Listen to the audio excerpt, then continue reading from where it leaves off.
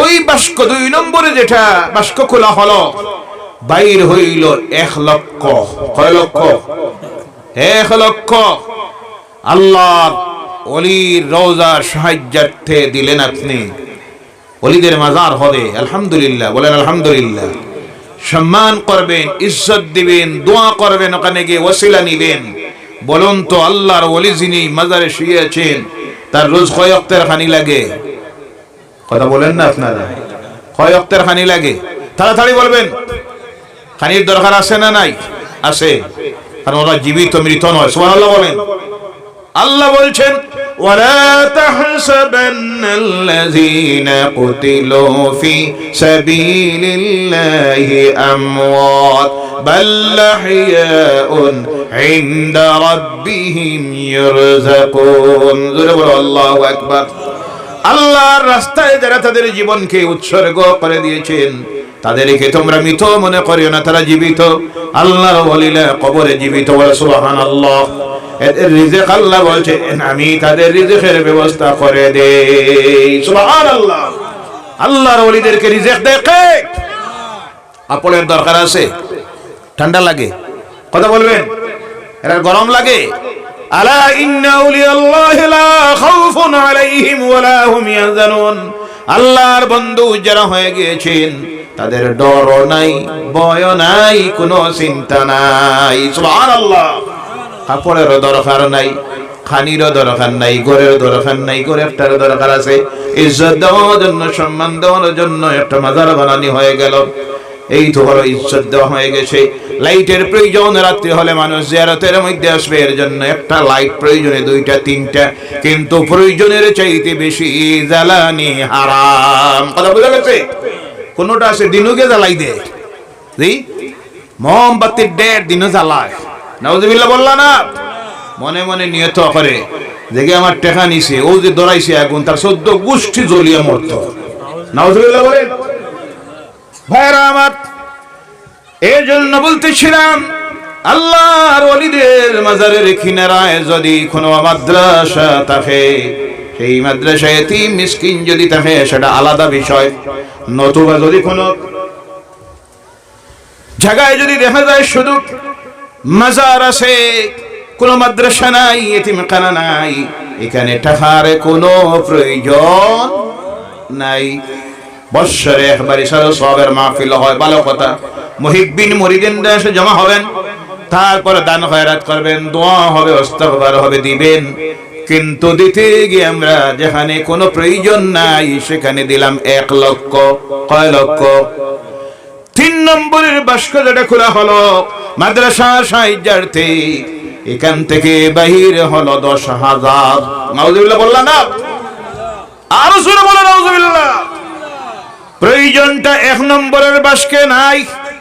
প্রয়োজন হয় মসজিদ বানানির, বানান জায়েজ, কিন্তু যে মসজিদে মুসল্লি হলো 10 জন, ফজরে 4 জন, ইমামের বেতন হলো 6-7 হাজার, এই মসজিদের টাইলস লাগানির অনুমতি তোমার কে দিল?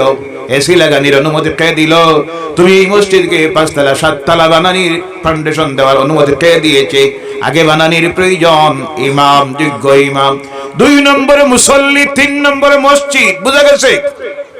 ও আমার ভাইরা, যেখানে আপনি দিলেন 10,000 সেখানে এতিমেরা, মিসকিনেরা, অসহায় অনেকটা আছে, মা নাই, অনেকের আছে বাবা নাই, অনেকের মাও নাই, বাবাও নাই, দুনিয়ায় দুঃখ করে কোনো জায়গা নাই।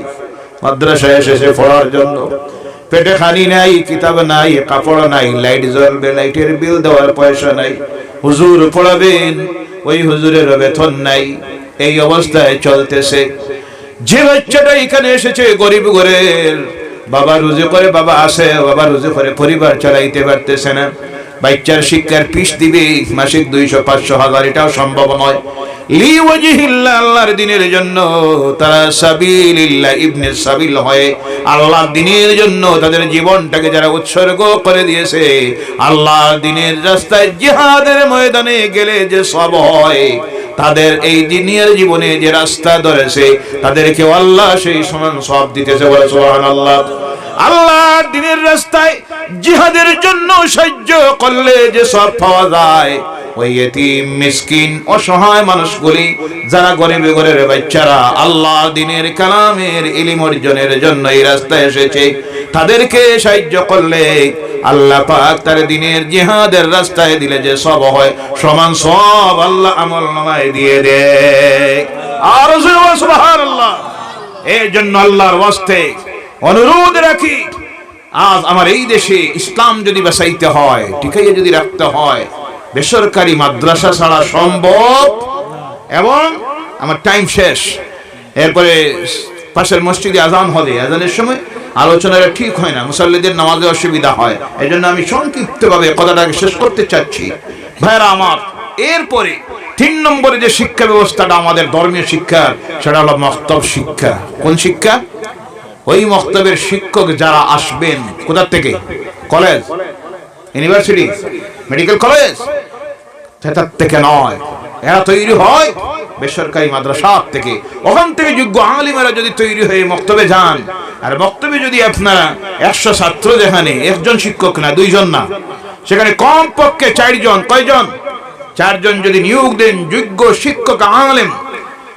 কারণ অধিকাংশ আজকে যে মক্তবের দুরবস্থা, তার কারণ হলো মক্তবে যারা পড়ান তাদেরকে ইমামতির আবার ডিউটি দেওয়া হয়। আমি অনেক সময় বলি, ইমাম সাহেবদেরকে মক্তবের ডিউটিতে দিবেন না। যদি দেন, ইমামতির বেতন হবে আলাদা 10,000, মক্তবের হবে আলাদা আরো 5,000। এক ইমাম রেজি আমরা চাই 12টা ডিউটি। কতটা? একদিন আমি হিসাব করে দেখাইছি, এক ইমামের ডিউটি হইল 12টা। জুমার নামাজ, ঈদের নামাজ, তারাবির নামাজ, এতেকাফ, পাঁচ ওয়াক্ত, বিয়া শাদী, তওবাতিল্লাহ, তাই শুরু করিয়া দেখা যায় তখন ইমাম 12টা ডিউটি পুরা করতে গিয়া প্রয়োজনীয় যতটুক টাইম দেওয়ার প্রয়োজন মক্তবে তিনি দিতে পারতেছেন না।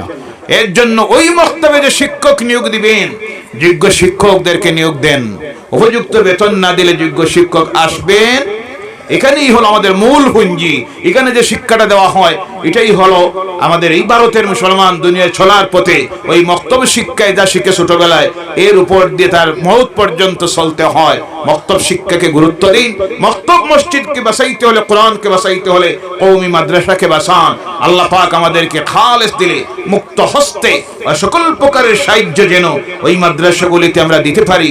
আল্লাহ যেন তৌফিক দেয়। সকলে বলেন আল্লাহুম্মা আমিন। দিতে রাজি আছেন তো? এখন না দিতে রাজি আছেন? কারা কারা 2 হাত তুলে বলেন নারায়ে তাকবীর। আর জোরে বলেন নারায়ে তাকবীর, নারায়ে তাকবীর, নারায়ে রিসালাত। হাত তুলুন, হাত তুলুন, হাত তুলে বলেন আয় আল্লাহ, বেসরকারি মাদ্রাসার জন্য আমরা এই হাত দিয়ে মুক্ত হস্তে দান করব ইনশাআল্লাহ। আর জোরে বলেন ইনশাআল্লাহ। ওয়াদা দিলাম কার সামনে? আর জোরে বলেন কার সামনে? সাক্ষী রাখলাম কারে? আল্লাহকে। সাক্ষী রেখে আমরা ওয়াদা দিয়েছি। তাই আজকের ওই যে মাদ্রাসা বজন্তিপুর ইসলামুল উলুম লতিফিয়া মাদ্রাসার জন্য আপনারা যখন যে সাহায্য চাওয়া হবে, আজকের মাহফিলেও চাওয়া হবে ইনশাআল্লাহ। ইনশাআল্লাহ আজকের মাহফিলেও আজানের সময় গেছে মসজিদে।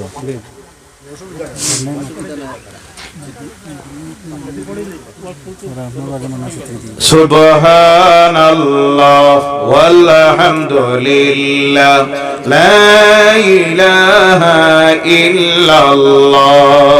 সুবহানাল্লাহ ওয়ালহামদুলিল্লাহ লা ইলাহা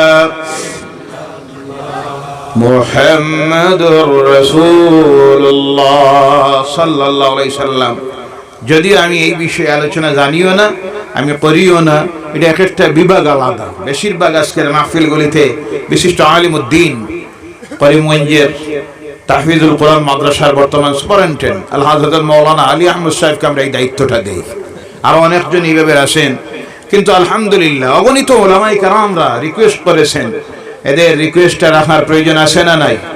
আপনারা কিন্তু কেউ উঠবে না, মাহফিল চলবে। এখন এশার নামাজ হবে না, আগে কার্যসূচি ছিল, এখন এশার নামাজ। কিন্তু মসজিদ কমিটির সঙ্গে যোগাযোগ করে নামাজের টাইমটা একটু পিছানি হয়েছে, আলহামদুলিল্লাহ বলেন। ভাইরা আমার, মুনাজাতের আগে আমি অনুরোধ রাখি আপনাদের মধ্য থেকে কিছু ভাইয়েরা 5,000 10,000 নগদে বাক্যিতে যে যত পারেন দে শরীক হন।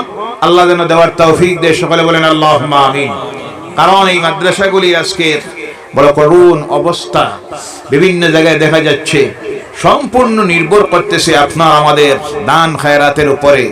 এর জন্য গভীরে চিন্তা করেন, এই মাদ্রাসা যদি বন্ধ হয়ে যায়, আল্লাহ না করুক, একদিন ভারতের মুসলমানের এমন অবস্থা হতে পারে জানাজার নামাজ পড়ানোর জন্য কাউকে খুঁজাইয়া পাওয়া যাবে না, মওত হবে, কুকুরের মতো নিয়ে মাটি সাফা দেওয়া হবে। নাউযুবিল্লাহ বলেন।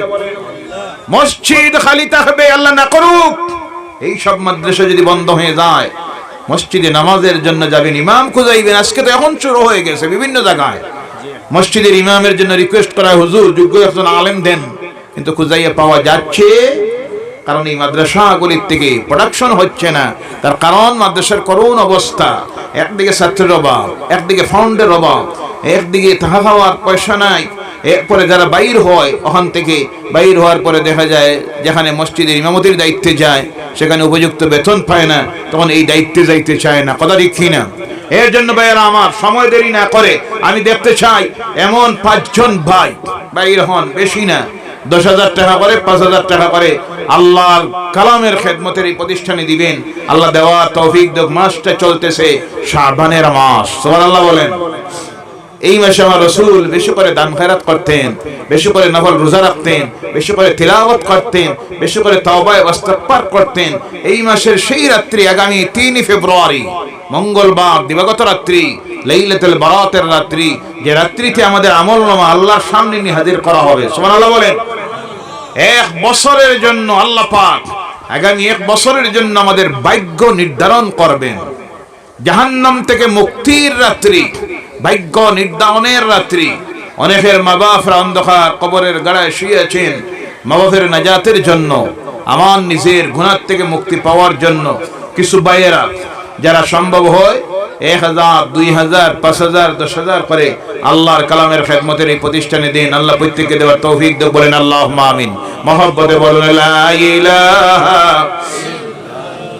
লা ইলাহা ইল্লাল্লাহ, লা ইলাহা ইল্লাল্লাহ, জোরে জোরে লা ইলাহা লা ইলাহা ইল্লাল্লাহু মুহাম্মাদুর রাসূলুল্লাহ।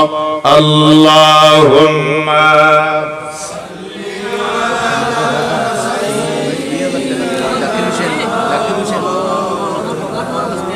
আমার ভাই জাকির ভাই